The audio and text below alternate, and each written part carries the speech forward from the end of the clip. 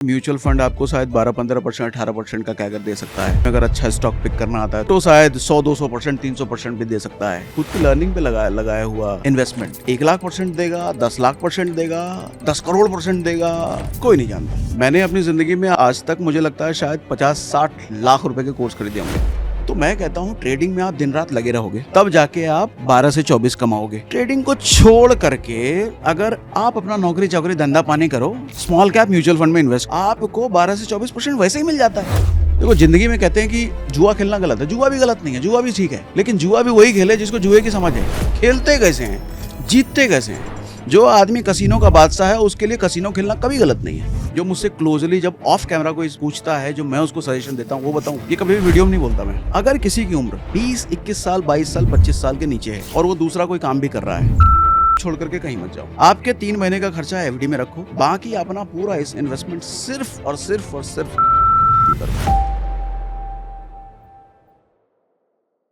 Hi guys, welcome to अपसर्च। दोस्तों, आज का पॉडकास्ट मैं जनरली स्टेटमेंट नहीं बोलता हूं, लेकिन आज ये बात बोल रहा हूं। आज का पॉडकास्ट बहुत स्पेशल है। रादर मैं बोलूंगा बहुत कंफ्यूजिंग है मेरे लिए इंट्रोड्यूस करना इन गेस्ट को, क्योंकि मुझे समझ में नहीं आ रहा that he is a financial educator, he is a motivational speaker. ये टेडेक्स पे बोल चुके हैं, जो स्टॉक्स में इंटरव्यू दे चुके हैं, और इन्होंने कई हजारों कंपनियों की और कई लाखों लोगों की मदद करी है। तो आइए उनसे ही जानते हैं कि उनको मुझे किस नाम से या किस डेजिग्नेशन से बुलाना चाहिए, क्योंकि मुझे ऐसा लगता है कि वो किसी इंट्रोडक्शन के मोहताज ही नहीं है। मैं बात कर रहा हूं सागर सिन्हा साहब की। आज हमारे साथ है Sagar Sinha sir. Millions and millions of followers across various social media platforms, और जैसा कि मैंने पहले बताया, सबसे इंपॉर्टेंट चीज, ये लोगों को मोटिवेट भी करते हैं इन्वेस्टमेंट करने के लिए भी, लाइफ के पॉइंट ऑफ व्यू से भी, और इन्होंने अपनी लाइफ में बहुत कुछ क्वालिटेटिवली अचीव किया है, not just in the field of finance.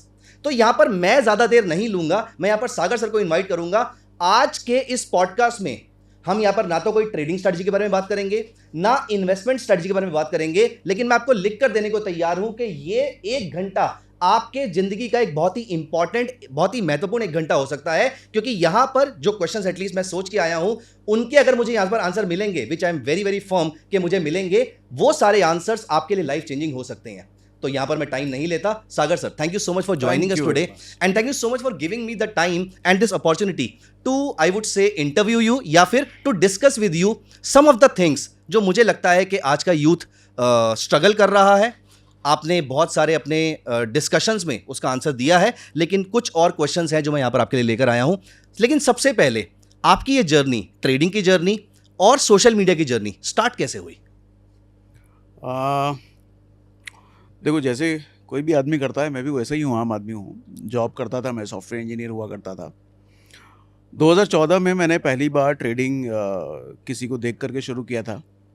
तो जैसा सबके साथ होता है, पैसा गंवाना कमाना वो सब चलता रहा, और ट्रेडिंग के बाद ही इन्वेस्टमेंट भी कुछ होता है वो समझ में आया था।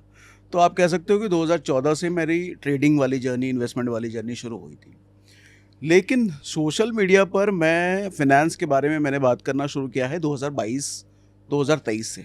कोविड के भी बहुत बाद से। हाँ, तो आप 3 साल मान लो, लगभग 3 साल हो गए। और उसकी वजह ये रही थी कि मैं बेसिकली पहले बिजनेस पर ज़्यादा बात करता था, बिजनेस पर, सेल्स पर, लेकिन चीज़ों की समझ थी, प्रैक्टिकल एक्सपीरियंस था। तो मुझे जब कुछ सीखना होता था ना, तो मैं भी यूट्यूब पे जाता था किसी की वजह से। लेकिन जब यूट्यूब पे मैं बहुत लोगों को सुनता था तो मुझे लगता था शायद कुछ एक गैप है। फाइनेंस उतना कॉम्प्लिकेटेड है नहीं जितना कॉम्प्लिकेटेड इसको लोग समझते हैं। रीज़न ये कि किसी भी कॉम्प्लिकेटेड टॉपिक को अगर आप ईजी करके समझाओ तो हर किसी को समझ में आएगा। फाइनेंस आज भी बहुत लोगों के लिए बहुत मुश्किल है, नहीं समझ में आता स्टॉक मार्केट क्या है, SIP क्या है, नहीं समझ में आता। तो मुझे एक बड़ा गैप दिखा कि सिखाने वाले में और सीखने वाले में बहुत गैप है। सिखाने वाला शायद उच्च स्तर से नहीं सिखा पा रहा कि गांव में बैठा एक आदमी जिसको, जो ज़्यादा पढ़ाई लिखाई नहीं करी है, 8वीं 9वीं तक पढ़ा है, उसको क्या मैं स्टॉक मार्केट समझा सकता हूँ, उसको मैं SIP समझा सकता हूँ। मुझे लगा ये समझाने वाले लोग अभी नहीं हैं। टीचर बहुत सारे हैं, एजुकेटर बहुत सारे हैं, लेकिन उनको टच करने वाले लोग मुझे मिसिंग दिखे। तो मैंने सोचा चलो उनको समझाते हैं। तो उनको समझाने लगा मैं, मुझे रिस्पॉन्स अच्छे आने लग गए, फिर जर्नी बनती चली गई इसी तरीके से। तो 2022 से पहले, रादर 2017 से ही यूट्यूब पे बहुत सारे लोग थे और 2020 के बाद से तो बहुत ही सारे लोग थे जिन्होंने ट्रेडिंग, इन्वेस्टिंग, पर्सनल फाइनेंस सबके बारे में बात करनी शुरू करी। आपकी टीचिंग में आपने एक तो ये गैप जो आपने रियलाइज किया, आपने अपनी मेथोडोलॉजी क्या फॉलो करी कि मुझे किस मेथड से उनको सिखाने, क्योंकि एसआईपी तो सबको पहले से पता थी, तो आपके पढ़ाने में क्या अलग था?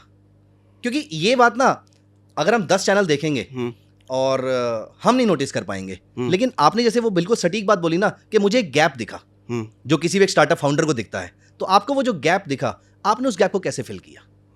देखो, भारत में ना कहते हैं कि किसानों का देश है ये, गाँवों का देश है ये। और एक और चीज़ ये है कि भारत में ज़्यादातर लोग इलिटरेट हैं। गाँव में रहने वाले बहुत ज़्यादा एजुकेटेड नहीं होते, पढ़े लिखे नहीं होते। और इनफैक्ट जो लोग पढ़े लिखे भी होते हैं वो फाइनेंशियली लिटरेट नहीं होते। बीटेक एमटेक सब कर रखा है, लेकिन फाइनेंस की भाषा में उनको एसआईपी भी नहीं पता। तो मुझे एक चीज़ समझ में आई कि मैं देखो कहता हूँ, मैं देसी में बात करता हूँ, मैं ज़्यादा हाईफाई अंग्रेज़ी के वर्ड्स इस्तेमाल नहीं करता। देसी जितना रह करके समझाया जा सके उतना मुझे लगता है मैं ज़्यादा लोगों को समझा पाता हूँ। और पहले दिन से मैं इसी फॉर्मूले पे चल रहा हूँ कि मैं चीज़ों को कितना रियल लाइफ से रिलेट करते हुए एग्जाम्पल्स के ज़रिए देसी भाषा में अंग्रेजी को अवॉइड करते हुए जितना मैं लेके जा सकूँ, मेरी ये स्ट्रैटेजीज पहले से रही है। और इसी की वजह से मुझे लगता है जो लोगों का प्यार मिला है, मेरी लैंग्वेज, मेरी भाषा, मेरे सिखाने के तरीके की वजह से मुझे लोगों से प्यार मिला है। अब आपके सामने 2022 में शुरू करने के मल्टीपल तरीके थे, क्योंकि 2020 से बहुत सारी ट्रेडर फ्रेटर्निटी मार्केट के अंदर आ गई थी, सब लोग ट्रेडर बन रहे थे, कुछ लोग इन्वेस्टर बन रहे थे। तो आप ट्रेडिंग चूज़ कर सकते थे, आप इन्वेस्टिंग चूज़ कर सकते थे, लेकिन आपने जो भी मुझे बताया कि आपने चूज़ किया पर्सनल फाइनेंस। वो कारण क्या था? क्योंकि ट्रेडिंग में, अब मैं अपने क्वेश्चन को थोड़ा एलेबोरेट कर लेता हूँ, क्योंकि आपने बोला कि आप ज़्यादा लोगों को टच करना चाहते थे, ज़्यादा लोगों की लाइफ में इंपैक्ट लाना चाहते थे। तो 2020 से तो ज़्यादा लोग ट्रेडर थे, उस समय तो लोग एसआईपी की तरफ फोकस नहीं थे। आप ये फोकस को लेकर आए, तो आपने ट्रेडिंग के बारे में क्यों नहीं बात करी? आपने इन्वेस्टिंग के बारे में क्यों नहीं बात करी? आपने एसआईपी, म्यूचुअल फंड्स के बारे में ही क्यों बात करने का सोचा? वीडियो में आगे बढ़ने से पहले हमारा long awaited platform Get Prosper already live है एंड आपके favourite SEBI RA experts already onboarded हैं, जिनके प्रूवन पास्ट रिकॉर्ड्स के साथ आप उनके stock recommendation and portfolio recommendation की हेल्प से खुद की इन्वेस्टिंग जर्नी को और आसान कर सकते हैं, जिसका लिंक आपको डिस्क्रिप्शन में मिल जाएगा। सो उसे चेकआउट करना बिल्कुल मत भूलिए। एंड अगर आपने अभी तक हमारे इन्वेस्टिंग व्हाट्सएप कम्युनिटी को नहीं ज्वाइन किया है, so please do join that, क्योंकि हम वहां पर रेगुलर अपडेट्स, इनसाइट शेयर करते हैं जो आपको बिल्कुल मिस नहीं करना है। सो उसका भी लिंक आपको डिस्क्रिप्शन में मिल जाएगा। एंड यस, चलिए अब वीडियो में आगे बढ़ते हैं। देखिए, मुझे एक चीज़ से बड़ा डर लगता है कि मेरी कोई भी स्टेटमेंट की वजह से किसी का नुकसान ना हो जाए, क्योंकि पता नहीं मैं कैमरे के इस साइड से कौन से माइंडसेट से क्या सोच के मैं बोल रहा हूँ, और कैमरे के उस साइड देखने वाला पता नहीं किस माइंडसेट से उसको ले ले और कहाँ क्या मेरी बात सुन करके पैसे लगा दे, उसका पैसा लूज़ हो जाए। इस चीज़ से बहुत डरता हूँ। हालांकि मैंने ट्रेडिंग पर भी बात करी है, बहुत सारे स्ट्रैटेजीज सिखाए हैं, ऑप्शन ट्रेडिंग के वीडियो बहुत बार हमने करे हैं, लेकिन बहुत लिमिटेड किया है, बहुत ज़्यादा नहीं किया है। मैं पर्सनल फाइनेंस पर ज़्यादा इसलिए प्रेफर करता हूँ क्योंकि मुझे लगता है कि ट्रेडिंग ना बहुत ज़्यादा सीरियस गेम है।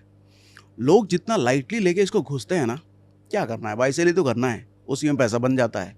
जितना लाइटली लेके लोग उसके घुसते हैं, उससे कहीं ज़्यादा ये हैवी और सीरियस बिजनेस है, सीरियस गेम है।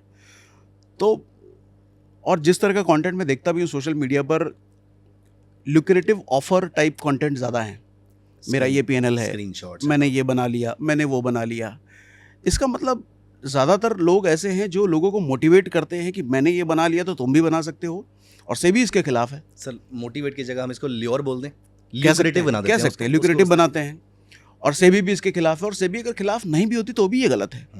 आपने जस्ट कुछ को करके अगर प्रॉफिट बना लिया, बनाया नहीं बनाया, फेक है जेन्युइन है, वो अलग बात है, लेकिन अगर बना भी लिया है और आप उसको दिखा रहे हो किसी को, तो मुझे लगता है कि आप उसको एक गड्ढे में डूबने के लिए इंस्पायर कर रहे हो। अगर आप एजुकेट कर रहे हो कि ट्रेडिंग क्या होती है, कैसे होता है, कॉन्सेप्ट समझा रहे हो, स्ट्रेटजीज सिखा रहे हो, दैट्स वेरी गुड। ओके, जो मैं भी करता हूँ। मुझसे कमेंट में बहुत सारे लोग पूछते हैं कि अपना पीएनएल दिखाइए सर, आप कैसे ट्रेडिंग करते हो, आपकी क्या स्ट्रेटजी होती है। मैं कभी नहीं बात करता और भविष्य में कभी भी नहीं बात करूँगा, चाहे मुझसे कोई सीखना चाहे या सीखना चाहे। तो मैंने इसलिए कहा कि ये बड़ा सीरियस गेम है, लोगों के पैसे खोने की पॉसिबिलिटी बहुत ज़्यादा है।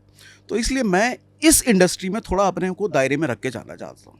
अगर मुझे ट्रेडिंग पर बात भी करना है, सिखाना भी है, तो सिर्फ कॉन्सेप्ट सिखाऊंगा मैं। ईएमआई जैसे आपने थोड़ी देर पहले बोला था, ईएमआई होता क्या है, काम कैसे क्या करता है, इंडिकेटर्स के रोल क्या है, चाहे कैंडल्स कैसे काम करते हैं, कॉन्सेप्ट सिखाऊंगा मैं क्या करता हूँ, मैं कैसे पैसे कमाता हूँ, ये मैं कभी नहीं बात करूँगा, क्योंकि मेरी किसी स्टेटमेंट से आदमी को क्या इम्पैक्ट जाएगा मुझे नहीं पता, वो कहाँ पैसा लगा देगा मुझे नहीं पता। तो मैं इस चीज़ से बहुत डरता हूँ कि मेरे एक स्टेटमेंट से किसी का पैसे का नुकसान ना हो जाए। और पर्सनल फाइनेंस शायद इसलिए बहुत ज़रूरी है बात करना कि ट्रेडिंग और इन्वेस्टिंग तो छोड़ो, लोगों को पैसा कमाना और पैसा संभालना ये दोनों सेम ही लगता है। हम बचपन से हमको ये सिखाया जाता है कि ये करोगे तो पैसा कमाएंगे, नौकरी चाकरी करेंगे पैसे कमाएंगे, हमको हज़ार तरीके बताए गए पैसे कमाने के, लेकिन कभी भी पैसे संभालने के कोई तरीके नहीं बताए गए। तो हमने क्या समझा, पैसा संभालने में है ही क्या यार, क्या है, पैसा आएगा बैंक में रखना है, कहीं इन्वेस्ट कर देंगे, हो गया संभालना। लेकिन ऐसा नहीं है, ये प्योर इमोशनल गेम है। आप कितने तरीके जानते हो पैसे कहाँ कहाँ इन्वेस्ट करने के, पैसे कंपाउंड करने के, डजेंट मैटर कि आप कंपाउंड कर पाओगे, वेल्थ बना पाओगे। फर्क इससे पड़ता है कि आप इमोशनली कितना कंट्रोल कर सकते हो पैसे पर। आप मॉल में जाते हो, आपको एक टी शर्ट पसंद आ जाती है अचानक से और क्रेडिट कार्ड लगा के फट से आप खरीद लेते हो, बजाय ये देखे क्या मुझे उस टी शर्ट की ज़रूरत भी थी। ये इमोशनल गेम है। यहाँ पर जिस आदमी को समझ में आती है कि मुझे इस चीज़ की ज़रूरत नहीं है, भले ही 500 रुपये का टी शर्ट है, ये 500 रुपये में क्यों खर्च करूँ, उस आदमी का 500 रुपये SIP में चला जाता है और वो 500 रुपये पता नहीं कितने लाख बन के कितने साल बाद लौट के आता है। ये आदमी को नहीं समझ में आता और मुझे लगता है कि ये सबसे ज़्यादा ज़रूरी है समझाना। ट्रेडिंग हर कोई नहीं करेगा, इन्वेस्टिंग हर कोई नहीं करेगा, लेकिन अगर मैं लोगों को पैसा संभालना सिखा दूँ, शायद बहुत लोगों की ज़िंदगी में बदल दूंगा मैं। यही आपका एक पॉजिटिव एटीट्यूड जो है, मतलब जो लोगों की हेल्प करने वाला एटीट्यूड है, हाँ। शायद इसी वजह से आपके लिए इतना ज़्यादा प्यार है। बहुत कम ऐसे लोग हैं सोशल मीडिया पे, followers, I will be very honest with you, followers बहुत सारे लोगों के हैं, लेकिन जो आपके कमेंट्स में प्यार दिखता है वो बहुत ही कम जगहों पर देखने को मिलता है। ये मैं बड़ी ऑनेस्टली आपके साथ डिस्कस कर रहा हूँ। हाँ, ये मुझे भी लगता है, ये मुझे भी लगता क्योंकि हर इंसान अपना सेल्फ इंट्रोस्पेक्शन करता ही एंड ऑफ द डे, हाँ हाँ कि बुरे कमेंट क्यों आए, अच्छे क्यों आए हैं, क्या मैंने गलत किया था, क्या मैंने सही किया था। हाँ। सर यहाँ पर एक आपका पॉइंट आपने बोला कि ट्रेडिंग सबके लिए नहीं है। हम्म। मेरा एक फॉलोअप क्वेश्चन है, ट्रेडिंग किसके लिए है और किसके लिए नहीं है? चलिए, आपको क्या लगता है किसको ट्रेडिंग करनी चाहिए और किसको ट्रेडिंग नहीं करनी चाहिए? मैं ट्रेडर हूँ, ठीक है ना, मैं अपना भी इंट्रोस्पेक्शन करूंगा आपके कहने पे कि क्या मुझे करनी भी चाहिए या नहीं करनी चाहिए। फॉरगेट अबाउट प्रॉफिटेबल हूँ, जैसा भी हूँ वो एक अलग बात है, लेकिन कौन से ट्रेडर को आप हमारे व्यूअर्स को एक बार बता पाएं, क्या ऐसा बेसिक क्राइटेरिया आप देखेंगे कि तू ट्रेडिंग कर सकता है और तेरे को नहीं करनी चाहिए? ऐसा कोई रूल है आपके पास?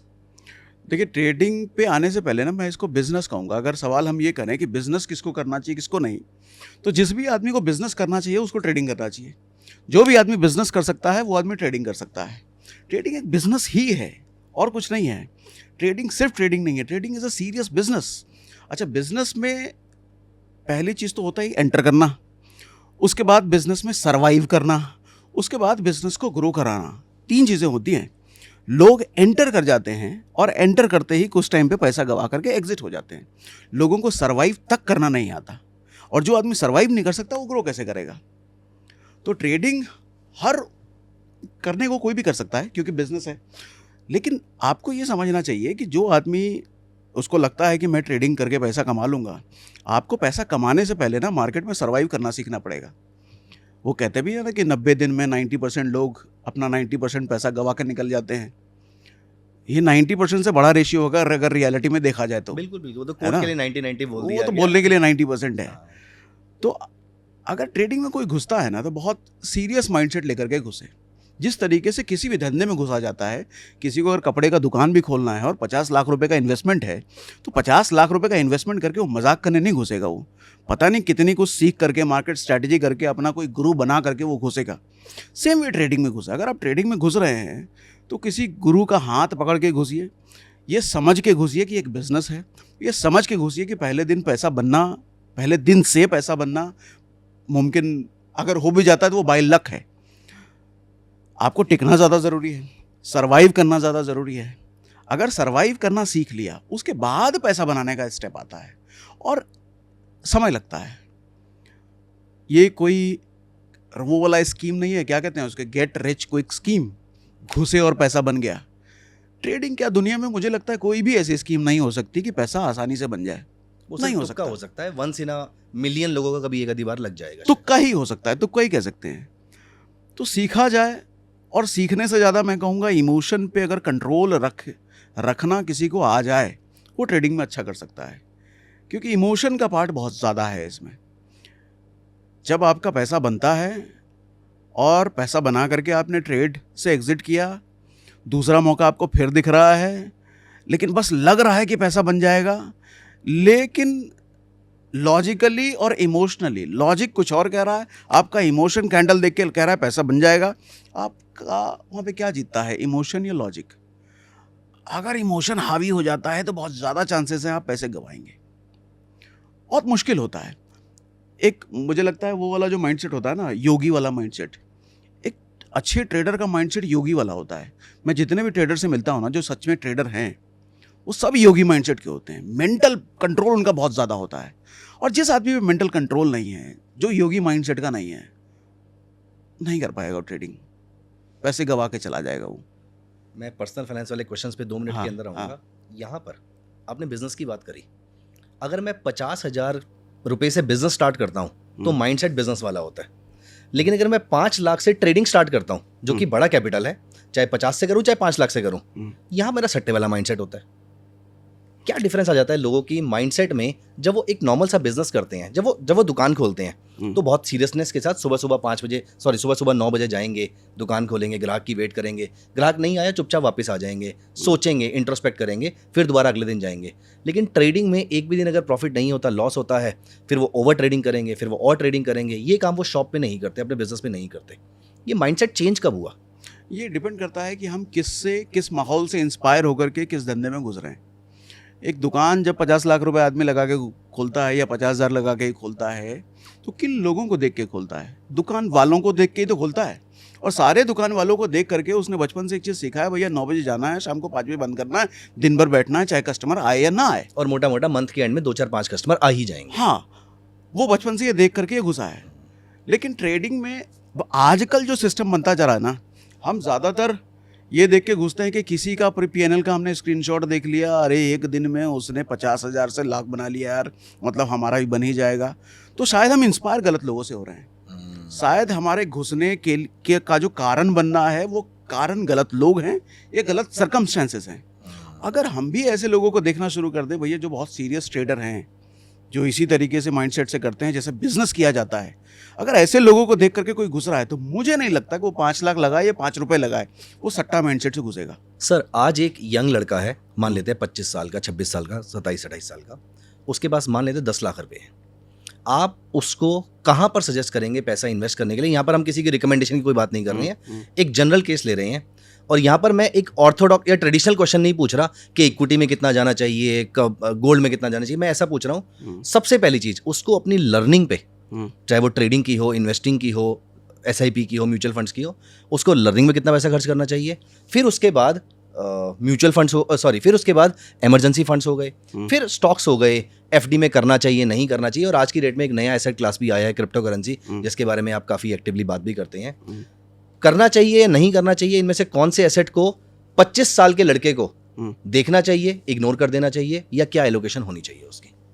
ठीक है, बहुत सारे सवाल आ गए इसमें। बहुत सारे सवाल आ गए। हाँ, देखो, अगर मैं लर्निंग से शुरू करता हूँ, फिर ट्रेडिंग पर आता हूँ, फिर क्रिप्टो पे आता हूँ। मैं लर्निंग का ना दुनिया में कोई रिप्लेसमेंट नहीं है। मैं कहता हूँ कि म्यूचुअल फंड आपको शायद 12-15%, 18% का कैगर दे सकता है। स्टॉक मार्केट में अगर अच्छा स्टॉक पिक करना आता है तो 20-22% हो सकता है। क्रिप्टो शायद 100-200%, 300% भी दे सकता है। बट खुद पे लगाया हुआ समय, खुद की लर्निंग पे लगाया हुआ इन्वेस्टमेंट 1 लाख% देगा, 10 लाख% देगा, 10 करोड़% देगा, कोई नहीं जानता। और मैं खुद को भी अगर देखूं, किसी और को ना देखूं, तो मेरे साथ तो यही हुआ है। मैंने अपनी ज़िंदगी में आज तक मुझे लगता है शायद 50-60 लाख रुपए के कोर्स खरीदे होंगे। 50-60 हाँ, सारे देखे नहीं हैं, ये बात अलग है, लेकिन आज भी मुझे फेसबुक एड्स पर, इंस्टा ऐड पर अगर स्क्रॉल करते हुए कोई कोर्स दिख जाता है। हो सकता है मेरे लिए उतना ज़रूरी भी नहीं है, लेकिन मुझे लगता है मैं उनको सीख सकता हूँ, मैं इमीडिएटली बाय कर लेता हूँ। मेरे बास्केट में पड़ा रहता है, मेरे ईमेल पर एक फ़ोल्डर बना हुआ है जिसमें सारे कोर्सेज़ के क्रेडेंशियल्स होते हैं। मैं ये नहीं देखता कि मेरे से छोटा है बड़ा है, कौन सा क्रिएटर सिखा रहा है नहीं सिखा रहा है। अगर मेरे मतलब का लगता है तो मैं बाय कर लेता हूँ। हाँ, जब समय मिलता है उसको ओपन करके देखता हूँ। तो सच में 50-60 लाख रुपए से ज़्यादा कोई कोर्सेज मैंने लिए हैं। हाँ, होता क्या है ना, आदमी की जनरली माइंडसेट क्या होती है कि अगर कोई वो कोर्स एक कोर्स खरीद रहा है तो उसको लगता है कि एक कोर्स जिस चीज़ के लिए वो सीख रहा है वो पूरा उसको एक कोर्स से आ जाना चाहिए, जबकि ऐसा नहीं होता। लेट्स सपोज आप एक किताब खरीदते हो, रिच डैड पुअर डैड आपने किताब खरीद लिया, उसमें बताया गया कि भैया कैसे वेल्थ मैनेजमेंट करते हैं, कैसे पैसा कमाते हैं। ज़रूरी नहीं है कि वेल्थ बनाना, इन्वेस्टमेंट करना आपको उस एक किताब से सीखने को मिल जाएगा, लेकिन ये पॉसिबिलिटी ज़रूर है कि उस किताब में अगर 300 पन्ने हैं, उस 300 पन्ने में से कोई एक पन्ना, उस कोई एक पन्ने का कोई एक लाइन ऐसा मिल जाएगा आपको, शायद आपकी पूरी ज़िंदगी बदल दे। इसीलिए मैं कोई कोर्सेज नहीं छोड़ता, मैं सारे कोर्सेज खरीदता हूँ सबके। हालांकि मैं कोई कोर्स नहीं बेचता, लेकिन फिर भी मैं दूसरों के कोर्सेज इसलिए खरीदता हूँ क्योंकि मुझे लगता है शायद किसी के एक कोर्स में, किसी के एक लेक्चर में कोई ऐसी बात निकल जाए जो मुझे एक नया आइडिया, नया डायरेक्शन दे दे, पता नहीं। तो इससे तो गुजरना पड़ेगा। अगर आपको ये नहीं पता कि आपको इसी दरवाजे से निकल करके आगे भैया कुबेर मिलने वाला है और बहुत सारे दरवाजे हैं आपके सामने, तो दरवाजे तो सारे खटखटाने पड़ेंगे ना। करेक्ट। तो बहुत सारे कोर्सेज, बहुत सारी किताबें, मैं खूब इन्वेस्ट करता हूँ खुद पर। अच्छा, अब ये रही इन्वेस्टमेंट की बात। दूसरा, आपने जो ट्रेडिंग की बात करें ना, ट्रेडिंग करना चाहिए अगर पैसे है, म्यूचुअल फंड करना चाहिए। देखो, म्यूचुअल फंड में अगर स्मॉल कैप पे आप जाओ, स्मॉल कैप में अगर किसी का होराइजन 10-15 साल का है, पास रिकॉर्ड कहता है ना 15-18%, 20% मिल जाते हैं स्मॉल कैप में। ट्रेडिंग में हम क्या कहते हैं, अगर कोई अच्छा ट्रेडर है तो 1 से 2% महीने का कमा सकता है। अच्छा, 1 से 2% महीने का मतलब 12 से 24%, है ना। अगर 1% कमाए तो साल का 12, और बहुत अच्छा करा तो साल का 24। इतना स्मॉल कैप भी दे देता है। तो मैं कहता हूँ ट्रेडिंग में आप दिन रात लगे रहोगे, तब जाके आप 12 से 24 कमाओगे। ट्रेडिंग को छोड़ करके अगर पैसिवली स्टॉक मार्केट में एक्टिव ना रह करके आपको 12 से 24 मिल जाए तो क्या जरूरत है फिर एक्टिव रह करके। आप अपना नौकरी चाकरी धंधा पानी करो, स्मॉल कैप म्यूचुअल फंड में इन्वेस्ट करो, लेकिन हॉराइजन बहुत इंपॉर्टेंट है कि 10 से 15 साल मिनिमम रखना।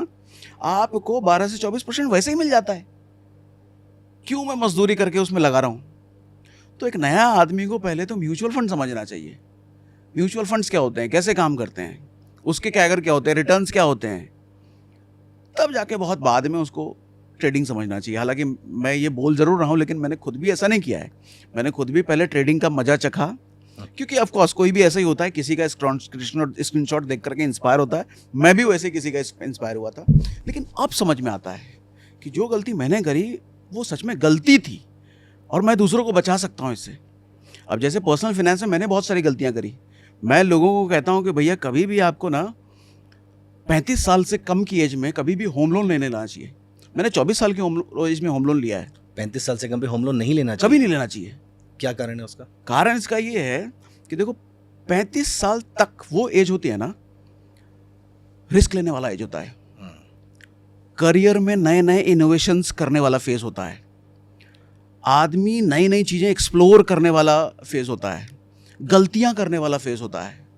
इस फेज में अगर होम लोन ले लेता है आदमी, तो जाहिर सी बात है कि घर तो अपनी कमाई से बड़े का ही लेगा ना। वो उसकी मंथली कमाई का एक बड़ा हिस्सा होम लोन की ईएमआई में जाएगा ना। तो जब वो अपनी कमाई का बड़ा हिस्सा वो होम लोन में दे रहा है तो रिस्क नहीं ले पाएगा वो। कल को नौकरी चाकरी धंधा पानी बदलने के लिए तुरंत शहर बदलने का मन हुआ, नहीं बदल पाएगा वो। इमीडिएटली मन करे कि नौकरी ये वाला छोड़ करके मैं वो वाला काम शुरू कर, नहीं कर पाएगा, बड़ी लायबिलिटी है उसके पास। इसका मतलब एक ऐसे जेल में वो कैद हो जाता है जिसका पिंजरा उसको सामने दिख नहीं रहा है, लेकिन वो कैदी हो चुका है। अच्छा, उस कैदी होने का नुकसान क्या होता है उसको? चूंकि वो कोई रिस्क नहीं ले पाता, चूंकि वो कोई इनोवेशंस नहीं कर सकता, उसकी पूरी जिंदगी बर्बाद हो जाती है। वो एक मीडियोकर लाइफ आज भी जी रहा है, जिंदगी भर वही जीता रहता है। लेकिन जो आदमी फ्री है, जो पिंजरे में बंद नहीं है, वो किसी भी तरह का रिस्क लेगा, कुछ भी इनोवेशन करेगा, और फिर उसकी ग्रोथ भैया 1000%, 2000%, 1,00,000% कुछ भी हो सकती है।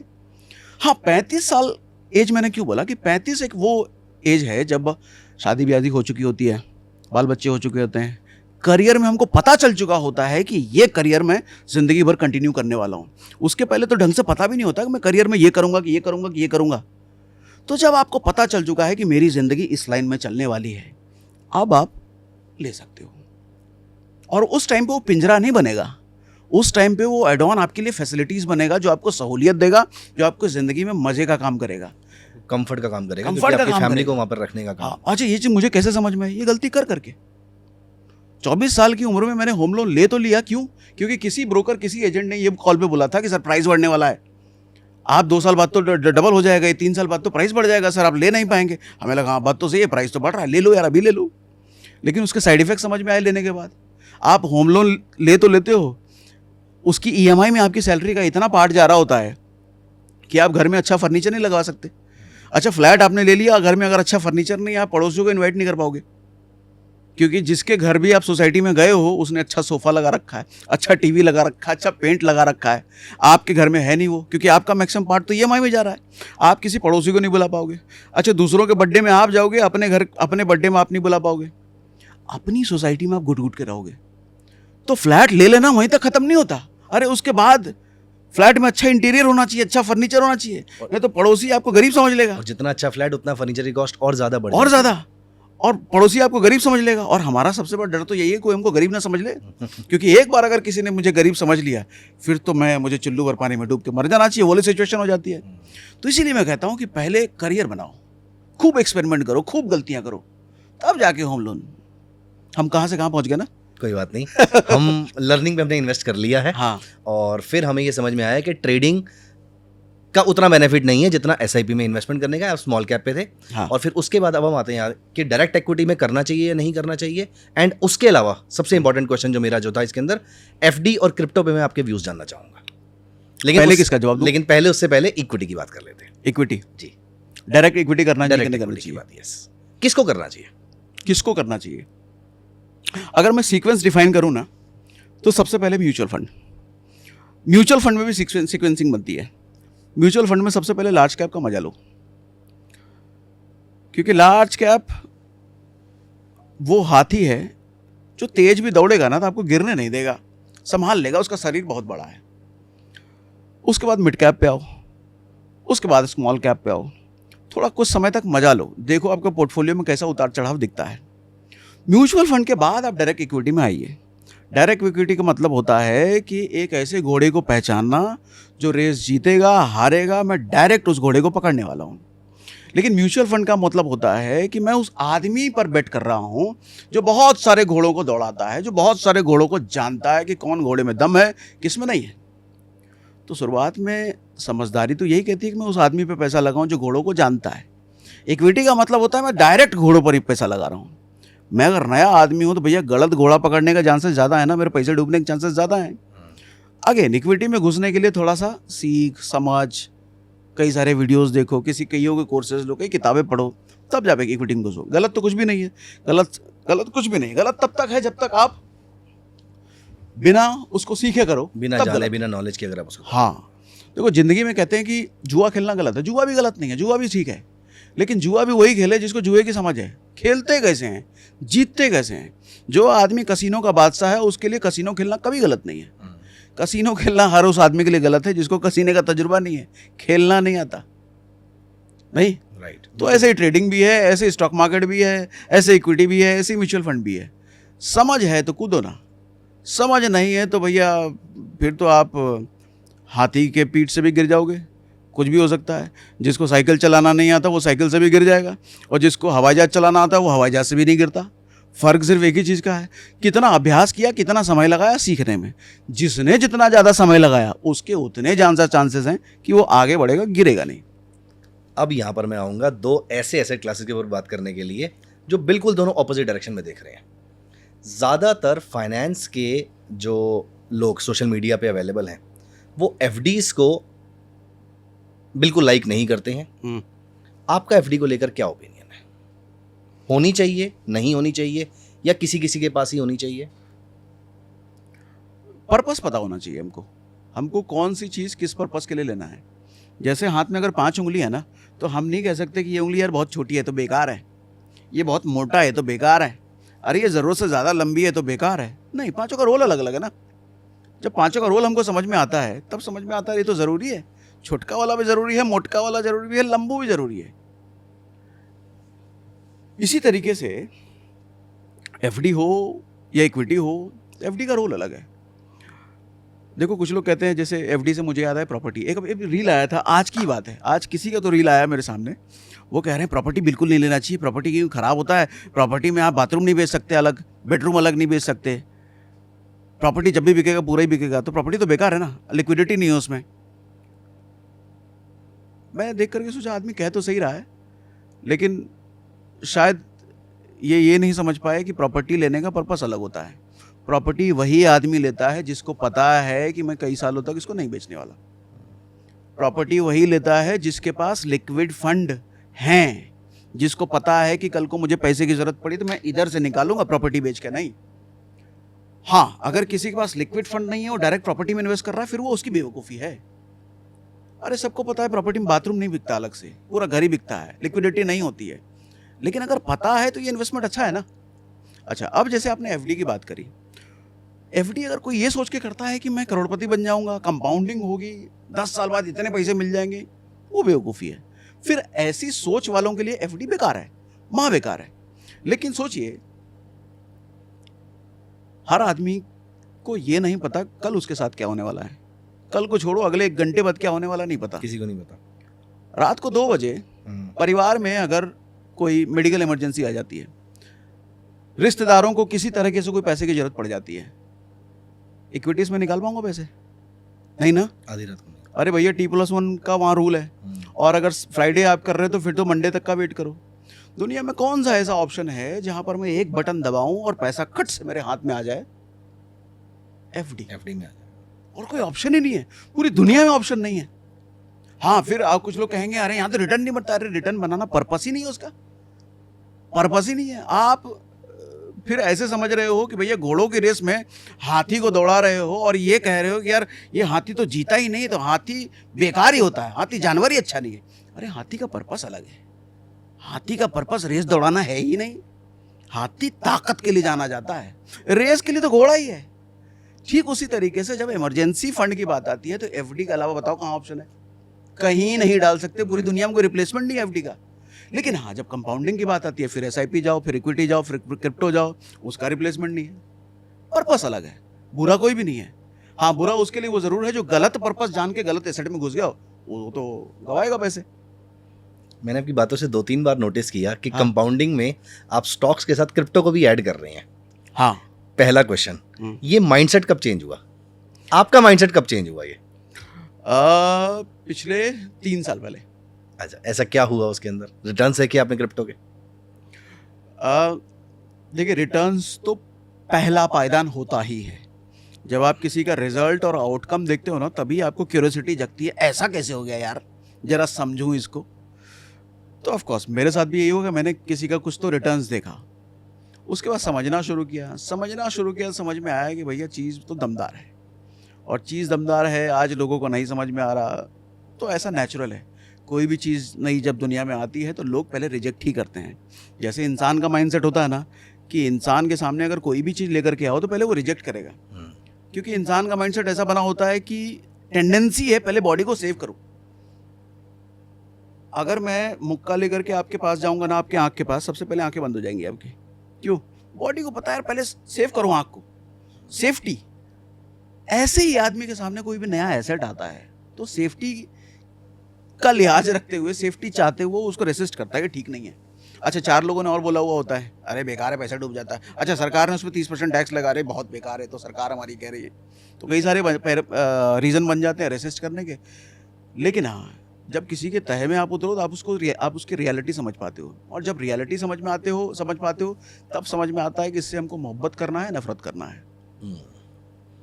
तो क्रिप्टो जो है वो ज़्यादातर लोग इस समय, जो मैंने नोटिस किया है, आप जो जिस माइंडसेट से बोल रहे हैं वो बोल रहे हैं इन्वेस्टमेंट के पॉइंट ऑफ व्यू से, लेकिन दुनिया में जितने लोग ट्रेड कर रहे हैं उसको, स्पेशली इंडिया की अगर हम बात करें, वो कर रहे हैं ट्रेड, वो इन्वेस्ट नहीं कर रहे। तो आपका तो पर्पस ही डिफाई हो जाता है ना, क्योंकि आप लोगों को इन्वेस्टमेंट के पॉइंट ऑफ व्यू से बोल रहे हो, और आप बोल रहे हो सबसे बड़ी, शायद मैं अज्यूम कर रहा हूं कि सबसे बड़ी क्रिप्टोस के अंदर, या जिसके फंडामेंटल आप जानते हो, ऐसी किसी क्रिप्टो के अंदर आपको इन्वेस्टमेंट करनी है। लेकिन लोग ढूंढ रहे हैं वहां पर टोकन्स, लोग ढूंढ रहे हैं वहां पर NFT, लोग ढूंढ रहे हैं वहां पर ऐसा कोई छोटा सा कॉइन जो इमीडिएटली 10 गुना, 50 गुना, 100 गुना हो जाए।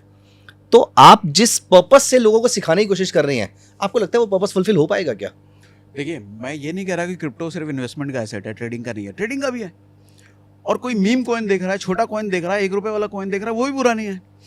बुरा दुनिया में कुछ भी नहीं है। जैसे मैंने कहा, हाथी पे पैसा लगाना भी अच्छा है, घोड़े पे पैसा लगाना भी अच्छा है। हमको पता होना चाहिए हाथी में क्यों लगा रहा हूँ। प्रॉपर्टी में भी लगाना अच्छा है, एफडी में भी लगाना अच्छा है, एसआईपी में भी लगाना अच्छा है। हमको पता होना चाहिए मैं क्यों लगा रहा हूँ। क्रिप्टो भी अच्छा है, क्रिप्टो की ट्रेडिंग भी अच्छी है, क्रिप्टो का इन्वेस्टमेंट भी अच्छा है। मुझे ये पता होना चाहिए कि मैं ट्रेडिंग क्यों कर रहा हूँ। मुझे रेगुलर इनकम चाहिए, स्पाइक्स का फ़ायदा उठाना है, मुझे वॉलेटिलिटी पसंद है, तो मैं क्रिप्टो छोड़ के कहाँ जाऊँ? फॉरेक्स लीगल नहीं है। सर तो फिर क्रिप्टो छोड़ के मैं फिर ऑप्शन ट्रेडिंग क्यों नहीं करता, मैं स्टॉक्स की ट्रेडिंग क्यों नहीं करता? क्योंकि स्टॉक का कम से कम मुझे धंधा तो मालूम है, मुझे रिलायंस का बिजनेस तो मालूम है, मुझे स्मॉल कैप अशोक लेलैंड का या मिड कैप अशोक लेलैंड का मालूम है, स्मॉल कैप एजिस लॉजिस्टिक का मालूम है, वो मुझे डिविडेंड देगा, वो मुझे बिजनेस समझ में आएगा। वो मीम कॉइन कब गायब हो जाएगा वो तो मुझे पता भी नहीं चलने वाला। सर, जिसको डिविडेंड से मतलब होता है ना, जिसको कंपनी के धंधे से मतलब होता है ना, वो इन्वेस्टर बनता है।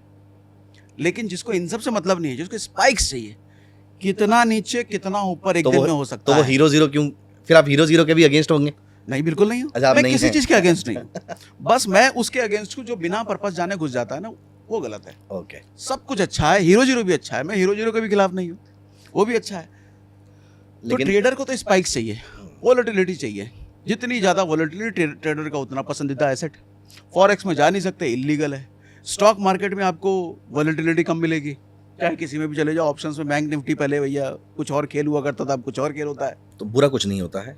तो ट्रेडर को सिर्फ एक चीज चाहिए, वॉलेटिलिटी, स्पाइक्स चाहिए, उसको उतार चढ़ाव चाहिए। जहां उतार चढ़ाव मिलेगा ट्रेडर को वहां जाएगा। मेरे पास सागर जी 10 लाख रुपए हैं, हम्म, तो मैं अपने मेन क्वेश्चन की तरफ दोबारा आता हूँ। अब हम नंबर्स की बात करेंगे। मेरे पास 10 लाख रुपए हैं, 10 लाख में से कितना पैसा निकाल के लर्निंग के लिए रख दूं? उसका कोई अंत नहीं है, मुझे मालूम है, लेकिन स्टिल एक नंबर मैं चाहूंगा आपसे, जो आपको पहली बार कभी सुन रहा है। वैसे मुझे लगता नहीं कोई ऐसा होगा जो आपको पहली बार सुन रहा होगा, बट एक सेकंड के लिए मान लेते हैं कि कोई पहली बार आपको सुन रहा है, तो उसके लिए आप क्या रिकमेंड करेंगे? 10 लाख में से कितना पैसा लर्निंग के लिए निकाल दें? 25 साल का लड़का है, अभी नई नौकरी लगी है और अभी शादी 2-3 साल के अंदर हो जाएगी। उसके अलावा फिर म्यूचुअल फंड में कितना डालें, इक्विटी में कितना डालें, गोल्ड में कितना डालें? चलो गोल्ड को भी फिलहाल साइड पे रख देते हैं, क्रिप्टो में कितना डालें और एफडी में कितना डालें? देखो, मैं कहता हूं कि महीने का आदमी जितना भी कमाता है ना, उसका सिर्फ 5%, बहुत ज़्यादा नहीं, सिर्फ 5% हर महीने फिक्स कर लो कि आपको कहीं ना कहीं लर्निंग में इन्वेस्ट करना है। किसी का किताब, किसी का कोर्स, किसी का कुछ खरीद लेना है, खरीदते ही रहना है। बस 5% खरीद के पढ़ते रहना, पढ़ते रहो, यूज़ करते रहो। सिर्फ खरीदते नहीं रहना। और कई बार क्या होता है कि हमको इस महीने कुछ मिला नहीं, पैसा जमा हो गया, तो अगले महीने 10% कर लेना, पिछले वाला बाकी है। तो ये हिसाब किताब होना चाहिए। ये अगर किसी के पास 10 लाख आ गए हैं, लर्निंग के लिए कितना रखना चाहिए, मुझे लगता है ये पैरामीटर शायद अलग होगा। नहीं, ठीक है, नहीं, आपका पॉइंट समझ गए कि हाँ। इनकम का 5% के आसपास इनकम हम का लें। 5%, बहुत ज़्यादा नहीं, ठीक है। 5% बहुत होते हैं। ठीक है, लॉजिक हाँ। समझ में आ गया मुझे। अब इसके अलावा एफडी, हम्म। म्यूचुअल फंड या एफडी, इक्विटी और क्रिप्टो? सच बात बताऊं, वीडियो वाला नहीं।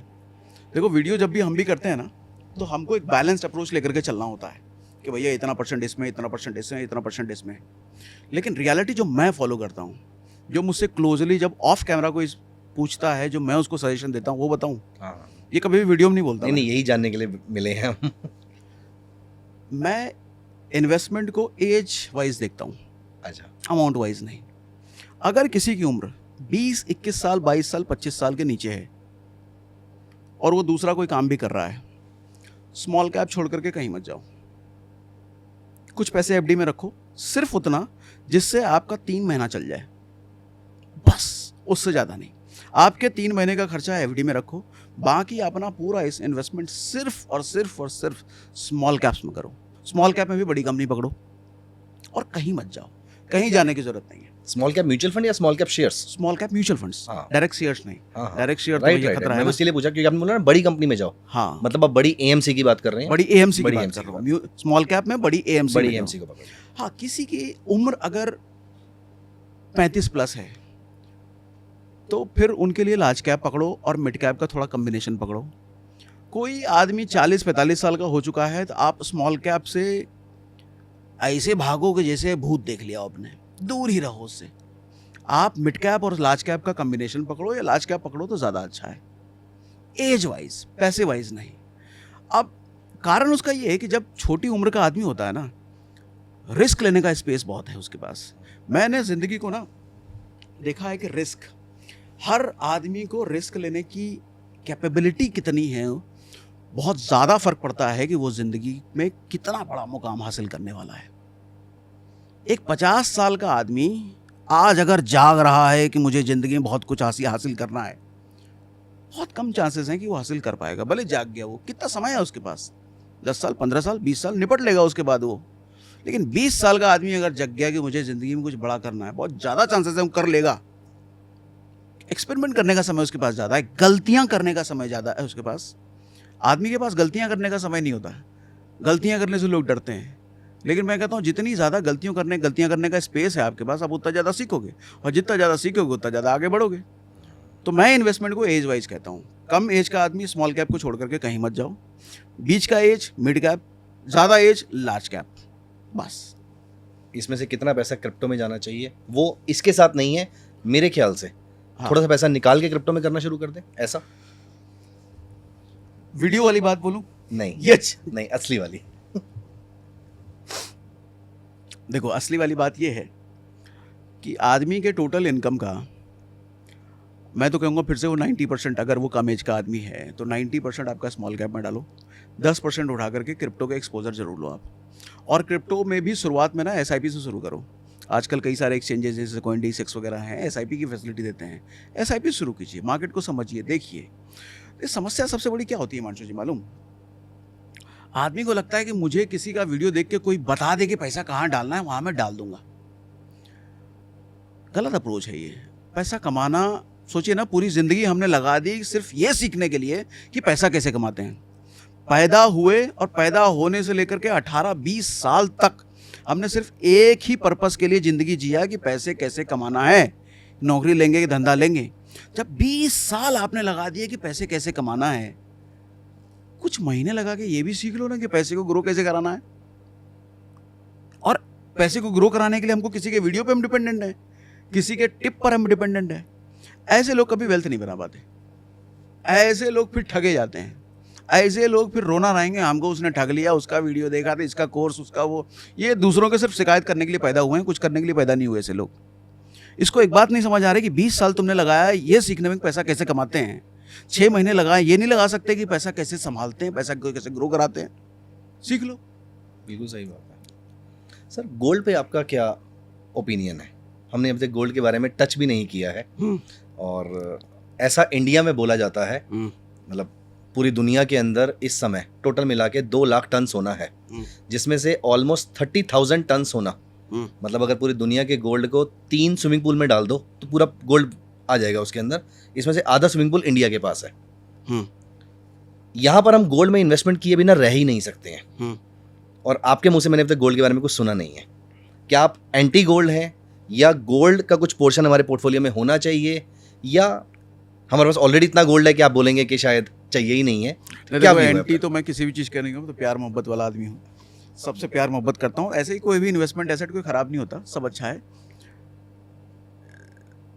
देखिए, एसेट क्लास बहुत सारे हैं, डिपेंड ये करता है कि आदमी के पास पैसे कितने हैं। कोई अगर 25,000 रुपये महीना कमा रहा है, गोल्ड, इक्विटी, क्रिप्टो, SIP, इतने सारे एसेट क्लास, वो जान के क्या करेगा बेचारा? करेगा भी क्या?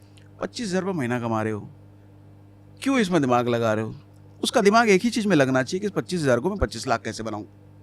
मुझे 25,000 रुपये महीना अगर कमा रहा हूं तो पहले तो गोल होना चाहिए 50,000 कैसे कमाऊं, अगला गोल लाख कैसे कमाऊं, 1.5 लाख कैसे कमाऊं, 5 लाख कैसे कमाऊं, वो गोल होना चाहिए। वो लर्निंग से आएगा। वो लर्निंग से आएगा, बजाय हम सीखे कि ये ज़्यादा देगा, वो ज़्यादा देगा, वो ज़्यादा देगा। हाँ, 25,000 जब कमा रहे हो तो छोटा सा पैसा आपको स्मॉल कैप और क्रिप्टो की, जैसे मैंने बात कर ली, वो अच्छा है, वो जाना चाहिए। लेकिन बहुत ज़्यादा दिमाग लगाऊं, वो नहीं होना चाहिए। मैंने लर्निंग की बात करी, क्या सारा कुछ छोड़ करके सिर्फ लर्निंग? नहीं, वो नहीं करना चाहिए। जिंदगी में 10-12% का एवरेज आप रखोगे, लर्निंग के लिए भी आपको समय लगाना है इतना। अच्छा, जब हम गोल्ड की बात कर रहे हैं, जिस आदमी के पास देखो पैसा है, गोल्ड में भी करे। अच्छा, गोल्ड का पर्पस बताता हूँ मैं, पर्पस मेरे लिए बहुत इंपॉर्टेंट है। आपके पास आज पैसा है, जैसे आज का सिचुएशन आप देख लो, आज रुपया गिर रहा है, बैंक में पैसा रखो, सीधा आपको रोज गिरते हुए दिख रहा है, क्योंकि रोज ही रुपया गिरने की न्यूज़ आ रही है।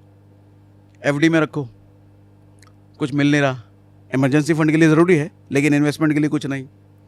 SIP, म्यूचुअल फंड, क्रिप्टो, सभी गिर रहे हैं। कुछ पैसा मुझे हाथ में चाहिए, इमरजेंसी फंड के लिए, या 2-3 महीने का पैसा मेरे पास मुझे चाहिए, मैं कहाँ रखूँगा? कैश घर में रखूँगा, रुपए की वैल्यू ऐसे ही गिर रही है, गोल्ड में रख लेता हूँ। अच्छा, गोल्ड फिजिकल अगर उतने में नहीं आ रहा है तो ETF ले लूँगा, मैं ETF लेकर के रख लूँगा। हाँ, थोड़े अगर ज़्यादा पैसे हैं जितने में गोल्ड का कॉइन मिल जाता है तो मैं फिजिकल गोल्ड कॉइन खरीद कर रख लूँगा। गोल्ड से अच्छा बहुत लॉन्ग टर्म अगर गोल है, या फिर एक ऐसा इमरजेंसी फंड जो आपको कभी भी ज़रूरत पड़ सकती है, तो गोल्ड शायद बहुत ज़्यादा ही अच्छा इन्वेस्टमेंट एसेट है। क्योंकि गोल्ड आधी रात को भी बिक जाएगा, आधी रात को भी बिक जाएगा, और इंडिया में हमेशा रेट उसके बढ़ते रहेंगे, इंडिया में बढ़ते रहते हैं। क्योंकि रुपी डेप्रिशिएट होता रहेगा। हाँ, जैसे हमने थोड़ी देर पहले FD की बात करी ना, रात को 2 बजे अगर पैसे की जरूरत है तो कौन देगा? FD तो देगा, गोल्ड भी दे देगा। हाँ, सोनार की दुकान खुली होनी चाहिए तब तक। अगर सोनार की दुकान खुली है तो रात को 2 बजे भी पैसे मिल जाएंगे। नहीं, उसका तो मैं ये जनरली ये बोलता हूँ कि अगर सुनार की दुकान नहीं भी खुली तो पड़ोसी भी दे देगा तुम्हें, अगर उसको पता है कि उसका हाँ, जेन्युइन गोल्ड है, पड़ोसी भी तुम्हारा दे देगा। हाँ, विश्वास के उस पे, हम्म, तो वो भी लेके दे ही देगा आपको। बिल्कुल देगा। और गोल्ड का अगर आप पास रिकॉर्ड भी देखो ना, अभी तो खैर निफ्टी की हालत कुछ ज़्यादा ही ख़राब है। आप अगर साल भर पीछे जा करके निफ्टी और गोल्ड को कंपेयर करो, 20 साल का ट्रैक रिकॉर्ड गोल्ड और 20 साल का ट्रैक रिकॉर्ड अगर आपको निफ्टी दिखे, ऑलमोस्ट बराबर मिलेगा आपको, ऑलमोस्ट बराबर। तो जब ऑलमोस्ट बराबर है तो किसी आदमी को अगर बहुत ज़्यादा स्टॉक मार्केट नहीं समझना, दिमाग नहीं लगाना, क्योंकि उसके दूसरे धंधे, दूसरा काम है, गोल्ड बेस्ट है, ऑलमोस्ट बराबर दे रहा है। हाँ, अगर थोड़ा जाएगा भी ऊपर ना तो बहुत थोड़े का ही फर्क पड़ता है। गोल्ड भी उसी रेशियो से भाग रहा है। सर, बस कुछ चीज़ें मुझे आपसे और जाननी है। 93%, 93 पॉइंट सम परसेंट से भी कहता है कि लोग पैसा लूज करते हैं, रिटेल पार्टिसिपेंट्स, वो डेरिवेटिव मार्केट का डेटा है। बट अगर हम कैश मार्केट की भी बात करें, वहां पर तो कोई जीरो सम गेम नहीं होती। उसके बावजूद यहाँ पर रिटेल पार्टिसिपेंट जो लॉस करता है अपना, उसका क्या कारण है? क्योंकि वहां पर तो उसके पास होल्ड करने की क्षमता भी होती है। अगर आपने रिलायंस का शेयर, फॉर दैट मैटर कोई भी आपने शेयर उठाया है यहाँ पर, आपने उसको होल्ड किया, आपके पास क्षमता है, अब आप डेरिवेटिव मार्केट में नहीं हो, उसके बावजूद लोग स्टॉक मार्केट में बिल्कुल प्रॉफिट क्यों नहीं बना पाते हैं? मतलब लॉन्ग टर्म इन्वेस्टमेंट बना पाते हैं, लेकिन आप जिससे बात करेंगे एक नॉर्मल रिटेल इन्वेस्टर से, उसके पास या तो वो वाले शेयर पड़े होंगे जो खत्म हो चुके हैं, वो वाला शेयर जो मैंने ट्रेडिंग के लिए लिया था लेकिन आज इन्वेस्टमेंट बन चुका है। कोई अपने पोर्टफोलियो से खुश नहीं है, सिर्फ इन्वेस्टमेंट वाले जो पोर्टफोलियो है वो खुश है। ट्रेडिंग में तो कोई लॉसेस के चांसेस ही नहीं है ना। ट्रेडिंग में तो आपने ट्रेड लिया है, उसमें जीरो सम गेम भी नहीं है, वहां पर इंडियन ट्रेडर लॉस क्यों कर रहा है? और यहाँ पर मैं डेलिबरेटली इंडियन ट्रेडर वर्ड इसलिए यूज कर रहा हूं क्योंकि फॉरेन में लोगों के इतने लॉसेस नहीं हो रहे हैं। तो क्या ऐसा माइंडसेट का डिफरेंस है जो कि हमें कंट्री लेवल पर अपने में चेंज करने की जरूरत है? 2 शब्द हैं, 2 शब्द का इस्तेमाल आपने थोड़ी देर पहले किया था। एक शब्द आपने बोला जीरो हीरो। हर किसी को जीरो से हीरो बनना है, जीरो से 1 पे नहीं आना, 2 पे नहीं आना, सीधा 0 से 100 पे जाना है। दूसरी बात आपने बोला वहाँ होल्ड करना मुश्किल नहीं है। जिंदगी में होल्ड करना ही मुश्किल है सबसे ज़्यादा, ना सिर्फ स्टॉक मार्केट में, रियल लाइफ में भी। रिलेशनशिप होल्ड करने का मतलब पेशेंस, वही तो नहीं होता ना। जिस आदमी के पास पेशेंस है उसके रिलेशंस अच्छे होंगे, उसका धंधा अच्छा होगा, उसकी ट्रेडिंग अच्छी होगी, उसका इन्वेस्टमेंट अच्छा होगा, उसका माइंडसेट अच्छा होगा, पूरी दुनिया उसको स्वर्ग लगेगी। करेक्ट। यही नहीं होता लोगों के पास। पेशेंस को स्टॉक मार्केट की भाषा में होल्ड कहते हैं, नहीं कर सकते लोग। सर अगर कोई वैल्यू स्टॉक भी लिया है ना, रिलायंस जैसा स्टॉक भी लिया है ना ट्रेड करने के लिए, वो भी अगर 2 दिन बाद गिर जाता है ना तो वहाँ भी दुखी हो जाती है, पैनिक हो जाता है। पैनिक हो जाता है, अरे गिर गया, अब पता नहीं और कितना जबकि गिरेगा। पता है वो इंडिया की सबसे बड़ी कंपनी है, एशिया की one of the biggest companies है, बट हम उसको होल्ड ही नहीं कर पाते हैं। सोचो ना, हम वेट करते हैं कि एक कोई वैल्यू स्टॉक है मन में रखा हुआ, अरे ये गिरेगा तो लेंगे। आप 1% गिरता है तो थोड़ा सा डालते हो, 2 गिरता है तो थोड़ा सा डालते हो, लेकिन वो लगातार जब गिरे ही जा रहा था आपको, तो अरे भैया अब नहीं, जो डाल दिया है वो भी निकाल लें क्या, वो भी कहीं डूब ना जाए। जबकि हम इसी टाइम की तो वेट कर रहे थे। उसी का वेट कर रहे थे। हाँ, उसी का वेट कर रहे थे। अब लग रहा है जो भी डाला वो भी निकाल ले क्या, अरे वही टाइम तो डालने का था। अच्छा जब वो मौका निकल जाएगा, वो रिकवर कर चुका होगा, बाउंस बैक, अरे काश डाल दिया होता यार। हम पूरी जिंदगी वेट करते हैं गिरने का, जब गिरने लगता है तो हम डरने लग जाते हैं, और ना गिर जाए, और कितना गिरेगा देखते हैं तब डालेंगे। हम कहाँ पेशेंस है फिर। हम ये चाहते हैं कि स्टॉक गिर रहा हो, हाँ लगातार क्रैश कर रहा हो, जैसे ही मेरा पैसा पहुंचे वो शूट अप करना शुरू कर दे। हाँ, वो नहीं होता ना। अब या तो मैं FII हूँ या मैं DII हूँ, लेकिन हम उनमें से कुछ भी नहीं है।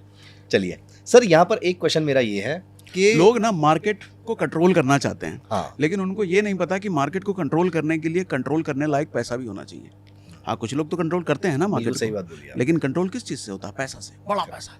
बिल्कुल बड़ा सही पैसा है नहीं और आप कंट्रोल करना चाहते नहीं होगा ना। बात। करेक्ट। सर, अगर आप कोई एक एसेट, हम्म, क्योंकि मुझे आपकी कॉन्सेप्ट मैंने समझने की कोशिश जो करी है पिछले कुछ टाइम के अंदर, कोई भी एसेट बुरा नहीं है, ठीक है। अब मेरा क्वेश्चन आपसे ये है, बुरा तो कोई भी नहीं है, मैंने मान लिया, क्वेश्चन ऑपोजिट डायरेक्शन में है, सबसे अच्छा कौन सा है? हम्म, मैं ऐसे भी नहीं पूछ रहा आपसे, मेरा क्वेश्चन ये है कि अगर इस समय मान लेते हैं फॉर सम रीजन आपके सामने एक हार्ड रूल रख दिया जाए कि 10 साल के लिए निफ्टी, बिटकॉइन और गोल्ड, इन तीनों में से किसी एक एसेट को आपने चूज करना है इन्वेस्टमेंट के लिए 10 साल के लिए, Nifty, without selling, Nifty, Nifty, bitcoin और गोल्ड, इनमें से और कोई एलोकेशन नहीं है, एक एसेट चूज करना है। ये मुझे करने कह रहे हो ये या आपको किसी करने, के मैं लिए आपके कह रहे करने हो? की बात कर रहा हूँ, मैं आपके करने की बात कर रहा हूँ, क्योंकि किसी और पे तो मुझे पता है कि आपके अंदर का पर्सनल फाइनेंशियल प्लानर जागेगा और आप ये बोलेंगे ये इसकी इस कंडीशन पर डिपेंड करता है। इसलिए मेरा क्वेश्चन ये आपसे है, क्योंकि आप अपने आप को खुद से जानते हैं। देखो, जो करंट मोमेंट है ना, यहाँ पे मैं बिटकॉइन को लेके सबसे ज़्यादा बुलिश रहूँगा। अच्छा, रीज़न ये है कि आप निफ्टी को अगर देखो तो स्टॉक्स कंपनियों में डेंट इतना बड़ा लग चुका है ना, अगर कल के कल युद्ध रुक भी जाए फिर भी कंपनियों को रिकवर करने में कम से कम 6 महीने लगेंगे, साल लगेगा। कल के कल अगर युद्ध रुक जाता है तब, और युद्ध कब रुकेगा हमको नहीं पता। ये अगर 1 आध 2 महीने 3 महीने और चला गया तो डेंट रिकवर करने में और समय लगेगा। तो Nifty will take time to recover. Bitcoin का हमको साइकिल समझ में आता है।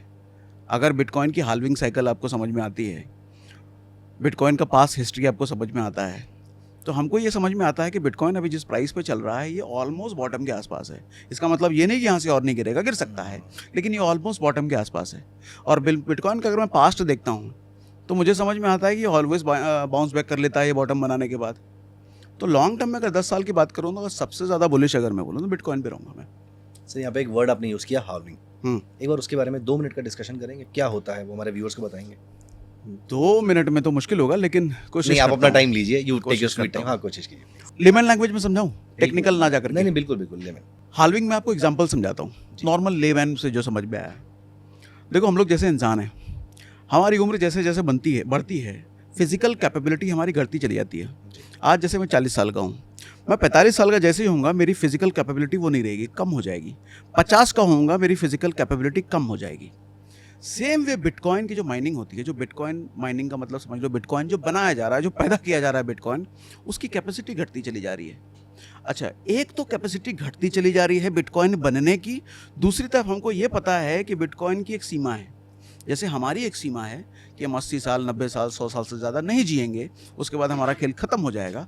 इसी तरीके से बिटकॉइन की एक सीमा है, 21 मिलियन के बाद बिटकॉइन नया नहीं प्रोड्यूस हो पाएगा, नया नहीं बन पाएगा। तो जैसे जैसे, और ये साइकिल टेक्निकल पे आता हूँ फिर से, अब इसको मैं हाल्विंग बोल रहा हूँ। जैसे हर 4 साल पे मेरे शरीर की भी कैपेसिटी कम होती चली जाएगी, उसी तरीके से हर 4 साल पे बिटकॉइन प्रोड्यूस होने की कैपेसिटी घटती चली जाती है। वो माइनिंग और डिफिकल्ट होती जाएगी, डिफिकल्ट होती चली जाती है, स्लो होती चली जाती है, पैसा ज़्यादा खर्च होने लग जाता है उसमें। तो ये होती है हाल्विंग बेसिकली।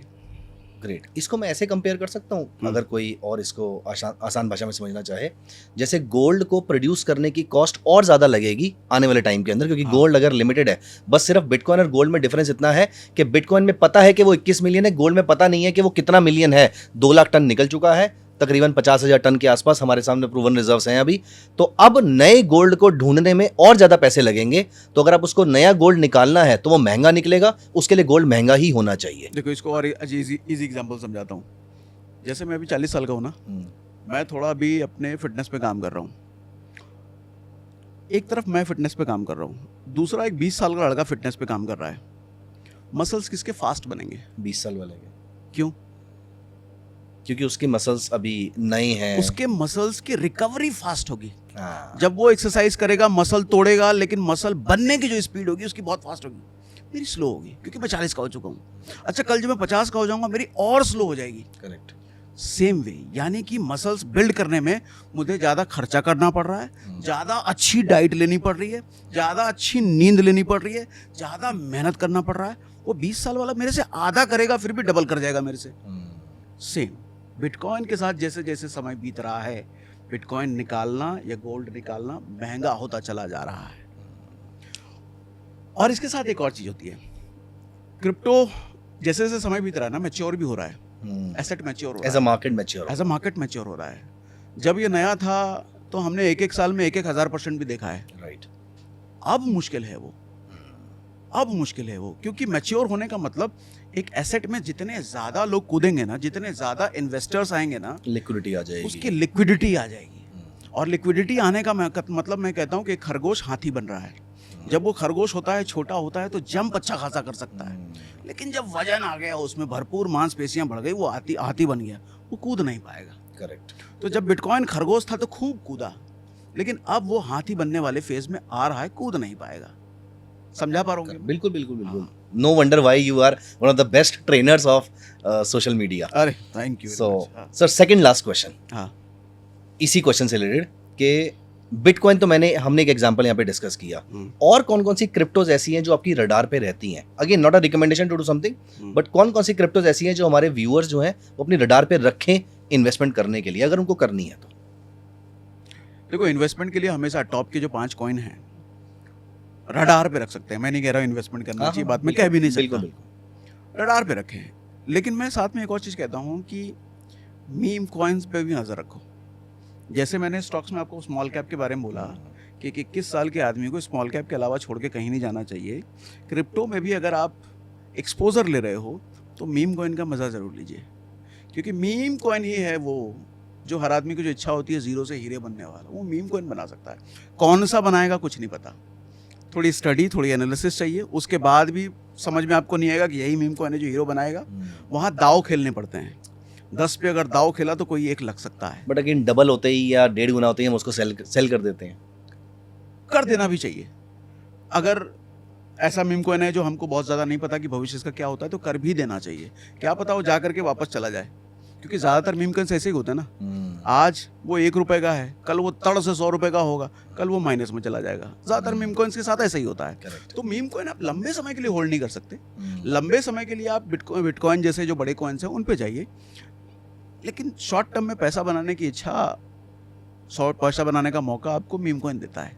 आपका ये मानना है कि क्या कोई भी, ये इसका सेकंड पार्ट है, अभी लास्ट क्वेश्चन एक है हमारा, क्या कोई भी मीम कॉइन अब चांसेस आर वेरी हाई कि वो लार्ज कैप वाले में नहीं पहुंच पाएगा, जैसे bitcoin, ether, Ethereum, ripple, Solana, Cardano, इस लेवल का नहीं पहुंच पाएगा? देखिए, कहना मुश्किल है ये, मतलब चांसेस बहुत कम है। चांसेस बहुत कम है, बहुत कम है, चांसेस बहुत कम है, क्योंकि बिटकॉइन, इथेरियम की अगर आप बात करो तो ये रेस में इतने आगे निकल चुके हैं कि इसके 50% पहुंचने में भी किसी को बहुत ज़्यादा मेहनत करनी पड़ेगी। समय का भी रोल होता है ना, कई 1000% ऊपर जाना, कई 1000%। हाँ, वो हमेशा आगे ही रहेंगे। सागर जी लास्ट क्वेश्चन, सॉरी आप कुछ कह रहे थे? नहीं बिल्कुल।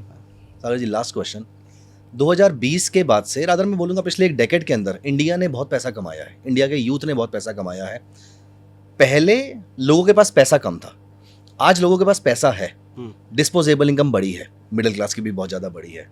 उसके बावजूद ज़्यादातर लोग फाइनेंशियली एंग्जियस है, मतलब टेंशन में है, स्ट्रेस में है, फाइनेंस हैंडल नहीं होता है। क्या कारण है उसका? वो फाइनेंशियल एंग्जाइटी क्यों है लोगों के अंदर? वो फाइनेंशियल एंग्जाइटी नहीं है, वो एंग्जाइटी है। हम फाइनेंशियल एंग्जाइटी उसको कह देते हैं। वो क्यों आता है? देखो, सबसे बड़ा जो जहर लोगों ने अपने मन में पाल रखा है ना, कंपैरिजन। तकलीफ होती है बहुत। अगर मेरे पास 10 लाख की कार है, सर्किल में कोई 20 लाख की कार लिया है, बहुत तकलीफ होती है। अगर मैं 2 BHK में रह रहा हूँ, कुछ 4 BHK ले लिया तो तकलीफ होती है। अभी रिसेंटली किसी का, वो मनी कंट्रोल पे मैं देख भी रहा था, किसी डॉक्टर ने स्टेटमेंट दिया है, वो आदमी गुड़गांव का है और 40 लाख रुपए का पैकेज है, BMW चलाता है, और वो अपने आप को गरीब कह करके अपनी व्यथा लोगों को बता रहा है कि मैं बहुत गरीब हूँ। 40 लाख का पैकेज, गुड़गांव जैसे जगह में रह रहे हो, BMW चलाते हो, और वो आदमी अपने आप को गरीब कह रहा है। वो डिप्रेशन में है, वो डिप्रेशन की दवाई खा रहा है। सोच के देखो कैसे हो सकता है ये? क्योंकि वो जिस सर्कल में है, उसके आसपास जिस तरह के लोग हैं, वो 40 से ज़्यादा कमा रहे हैं, वो BMW से बड़ी गाड़ी चला रहे हैं, वो धंधा पानी उससे ज़्यादा कर रहे हैं। तो वो गरीब है नहीं, लेकिन गरीब उसने माना क्योंकि दूसरों को देख लिया वो उससे ज़्यादा बेहतर कर रहे हैं। तो comparison is the death of Joy. यहाँ से पैदा होती है एंग्जाइटी, यहाँ से दुख पैदा होता है। अगर वो आदमी ये समझ ले कि भैया गाड़ी चलाने के लिए BMW भारत में 99.99% लोग पास नहीं है जो तेरे पास है, 40 लाख का पैसा, 40 लाख का पैकेज भारत में 99% लोगों का नहीं है, जो तेरा है, तो उसका एंग्जाइटी खत्म करके खुशी में बदल जाएगा। करेक्ट, समस्या कंपैरिजन की है। बिल्कुल सही बात है। तो प्रॉब्लम फाइनेंशियल आप एंग्जाइटी जिंदगी में कितना भी बेस्ट बन जाए, कोई ना कोई तो आपसे ही बेस्ट होगा ना, और जब तक आप उस बेस्ट को देख करके दुखी होते रहोगे, एंग्जाइटी होगा, डिप्रेशन होगा, बेस्ट होने के बाद भी आप तकलीफ में रहोगे। शाहरुख खान को आप कितना भी लेजेंड आप कह लो, लेकिन शाहरुख खान अगर मन में ये लेके बैठा है यार अमिताभ बच्चन मेरे से आगे है, वो दुखी रहेगा। लेकिन अगर वो मान के बैठा है कि मैं शाहरुख खान हूँ और मेरे जैसे पूरी बॉलीवुड इंडस्ट्री में कोई नहीं बन पाया, वो खुश रहेगा। करेक्ट, खुशी इज अ चॉइस। खुशी इज द चॉइस। आप देखते किसको, जिसको देखोगे वो वैसा बन जाएगा। अपने से बड़ों को देखोगे तकलीफ होगी, अपने से छोटों को देखोगे तो खुशी होगी। अच्छा, इसका मतलब ये नहीं कि अपने से बड़ों को नहीं देखना चाहिए, देखना चाहिए, एनवी नहीं करना चाहिए, नजरिया अलग होना चाहिए। अपने से बड़ों को इसलिए देखना चाहिए कि इंस्पिरेशन, मुझे इसके जैसा बनना है। इंस्पिरेशन मिले। इंस्पिरेशन और कंपैरिजन में, और कंपैरिजन में फर्क है। फर्क है। इंस्पिरेशन जरूरी है, कंपैरिजन बुरा है। मैंने कहीं पर एक लाइन पढ़ी, एक चैप्टर पढ़ा था किसी बुक के अंदर, तो वो कहते हैं कि वो मेंशन था कि ये हमारी लाइफ जो है एक हाईवे की तरह है, और हम जब गाड़ी आगे बढ़ा रहे हैं तो हम डिपर मारते मारते सब सारी गाड़ियों को साइड करते जा रहे हैं। लेकिन आप याद रखना, जिस रोड पे आप हो, पीछे आपको भी कोई डिपर मारने के लिए आएगा, तब गाड़ी आपको साइड रखनी पड़ेगी अपनी, और उसको आगे बढ़ने देना पड़ेगा विद अ पॉजिटिव एटीट्यूड, कि आप उससे सीखो कि क्या कर सकते हैं उसके। Yes yes yes. दुनिया में नंबर 1 का पोजीशन कभी भी परमानेंट नहीं हो सकता, किसी के लिए भी। करेक्ट। आज आप नंबर 1 हो, लेकिन कल कोई वो नंबर 1 की पदवी लेकर के जाएगा। Correct. आपको तैयार रहना पड़ेगा उसको देने के उसको लिए। जगह देने के लिए। जैसे स्टेज पे होता नहीं है, जो बॉडी बिल्डर्स होते हैं नंबर 1, मिस यूनिवर्स होते हैं, मिस्टर यूनिवर्स होते हैं, जो इस साल मिस यूनिवर्स है, मिस्टर यूनिवर्स है, वो अगले साल अपना वो मुकुट किसी और को किसी देता और है। क्राउन देंगे वो। सेम वे लाइफ में भी होता है। आज किसी फील्ड में आप नंबर 1 हो, कल कोई और होगा, और आपको हंसी खुशी इस बात को एक्सेप्ट करना पड़ेगा कि आज वो नंबर 1 है। कभी सचिन था नंबर 1, कभी विराट आज कोई कोहली और है, कल कोई और होगा। कोई और होगा। करेक्ट, बिल्कुल सही आपने बात करी है। और मुझे जैसा एक्सपेक्टेड था कि this discussion was not just about finance, rather हम सबकी लाइफ में फाइनेंस के बहुत सारे लेसन हमारी लाइफ से ही आते हैं हमें, और उसी तरीके से आप भी फाइनेंस को देखते हैं। सागर जी, बहुत अच्छा लगा आपसे बात करके, बहुत कुछ नया सीखने को मिला। मैं अपने व्यूअर्स को बता दूं कि मैंने जो यहाँ पर 2-3 नई चीज़ें सीखी हैं वो ये हैं कि कोई भी एसेट क्लास बुरा नहीं होता है, कोई अच्छा नहीं होता है। हर जानवर का, हर फाइनेंशियल एसेट का, हर इंसान का, जैसे सर ने बताया, हर उंगली का अपना अपना रोल होता है। तो आपको चूज करना है कि आप क्या रिस्क एपेटाइट क्या है, आपकी एज क्या है, उसके बेसिस पे आपको अपनी पर्सनल फाइनेंशियल प्लानिंग करनी है। एंड दूसरा, किसी से भी कंपैरिजन नहीं करना है, स्पेशली फाइनेंस में कंपैरिजन नहीं करना है, because comparison specially in finance and in terms of money is the death of Joy. आप जितना पैसा आपने कमाया है वो सारा आपको कम लगना शुरू हो जाएगा अगर आप अपना कंपैरिजन किसी और से करना शुरू कर देंगे। किसी और का ट्रेडिंग से पैसा बन रहा है, हो सकता है आपका इन्वेस्टमेंट से बने, किसी और का क्रिप्टो से बन रहा है, हो सकता है आपका गोल्ड से बने। तो सबकी पर्सनल फाइनेंशियल जर्नी अलग अलग होती है। ये मुझे सागर सर से सीखने को मिला। थैंक यू सो मच सागर जी, आपके टाइम के लिए, और आपने जो बिल्कुल ही दिल से सारी बातें करी हैं, सारी बातें शेयर करने के लिए, और जितने अच्छे तरीके से आपने कॉन्सेप्ट सिखाए हैं। Trust me, there is no doubt about this, that why people love you so much and the way you educate people. Thank you so much. And thank you so much guys, पूरा episode देखने के लिए। Please make sure कि आपका अगर कुछ भी questions है, वैसे तो सागर सर ने जितना अच्छे तरीके से समझाया है, मुझे लगता नहीं कोई डाउट रह गया होगा, बट अगर कोई भी क्वेश्चन है तो कमेंट्स में डाल दीजिए। We will try to get them answered as soon as possible. और जाने से पहले वीडियो को लाइक कर दीजिए और चैनल को सब्सक्राइब कर लीजिए। Bye bye, take care of yourself. Thank you so much sir.